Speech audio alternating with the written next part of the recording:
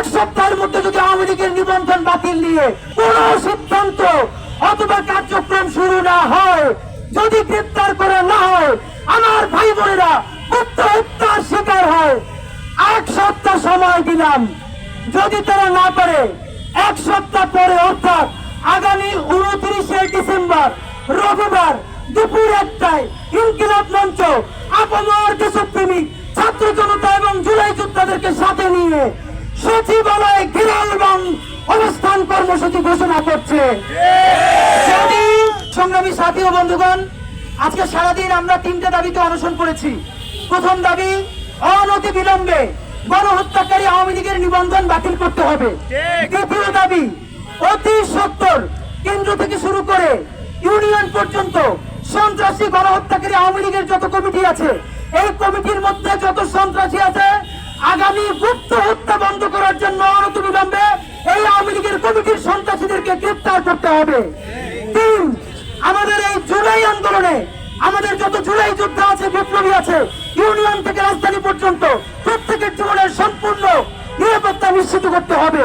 আমরা সারাদিন সাংবাদিক বন্ধুদের, আপনারাও আমাদের সাথে ছিলেন, আমরা এখানে অনশন করেছি।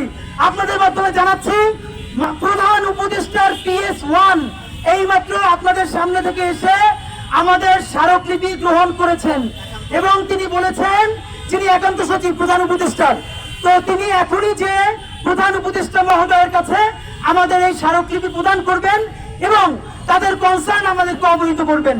আমরা চেয়েছিলাম, আমাদের কিভাবে অফার এসেছিল যে আমরা প্রধান উপদেষ্টার কার্যালয়ে যে আমরা দিতে পারি কিনা, তো সেটা হয়তো অনেকের জন্য আনন্দদায়ক, কিন্তু আমরা রাজপথের ছেলে হিসেবে বলেছি না, বরং প্রধান উপদেষ্টা তার প্রতিনিধি পাঠাবেন, আমরা রাজপথে বসে রাজপথের দাবি তাদের কাছে তুলে দিব।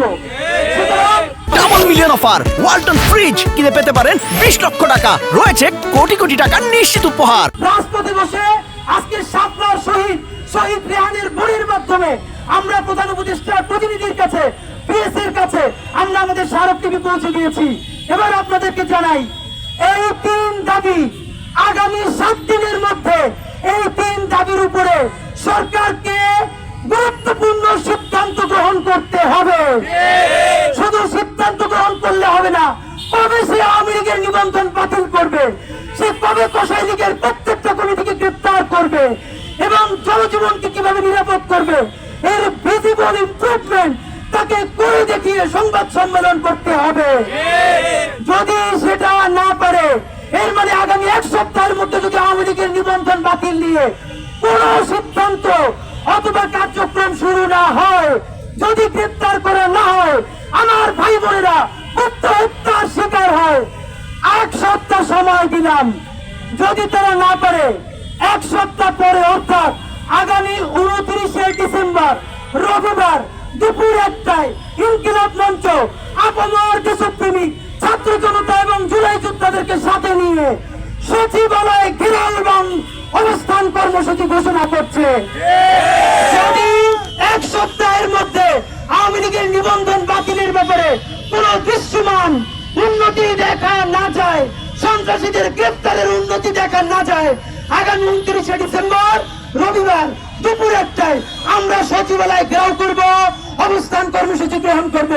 আজকে সারাদিন আমরা আপনারা সবাই মিলে অনশনে ছিলাম। সাংবাদিক বন্ধুদেরকে ধন্যবাদ। ইনকিলাব জিন্দাবাদ, বাংলাদেশ জিন্দাবাদ, জুলাই জিন্দাবাদ।